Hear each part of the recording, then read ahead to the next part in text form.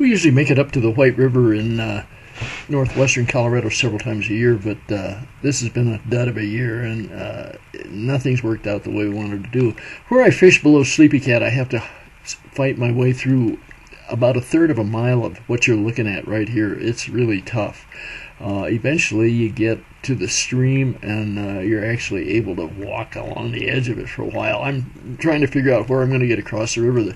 The river's still running at about 400 cubes, which is a lot for this time of year and a lot for my old legs and balance. So I grabbed a stick and I've got my crampon cleats on, and I was able to make it down there.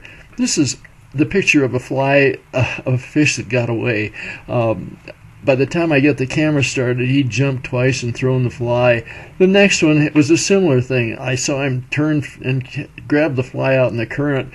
This fish is as big as a steelhead. It could be 28 to 30 inches long. I think he's got to weigh at least 6 to 8 pounds. But right now he's all the way on that far bank. If you've got real good eyes, you might be able to see him flashing along that side. He finally made one big turn and just tore the fly off. 4X Tippett's way too weak for that kind of fish, and that's really the best part of the trip. It was disappointing to lose them both, but that's what happened. So I worked my way downstream about a half a mile. I was two bends above where we're looking at this fly fishing right now. I missed some strikes from some fairly decent fish, nothing as big as what I'd seen up above, and eventually did hook a couple down here and managed to release one that's a fairly decent little rainbow, but the fishing wasn't quite as good as I'd hoped it would be. I know I need to spend more time on it, and I needed to go deep when I was fishing on the surface more, so I got a nice little release here.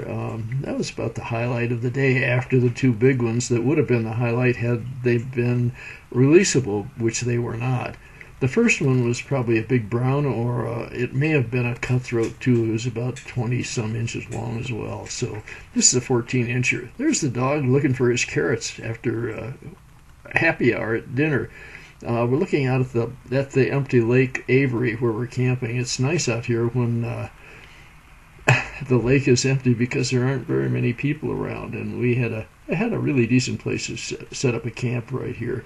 We're about to have happy hour, some cheese and crackers, and probably some pasta of some sort too.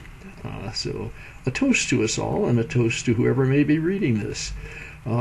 Next morning we got up, dogs and I had a nice walk. Sue slept in for a while. We're looking at the fire ring that we didn't use and out over the lake that doesn't exist yet at this point. They're still repairing the dam areas, and you can see the sun coming up. We had a nice breakfast, bacon and eggs and some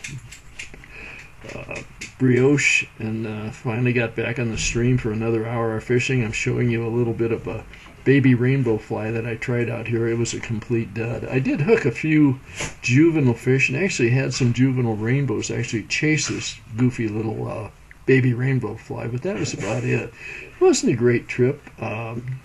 Everything's been a little bit off this year because of the low water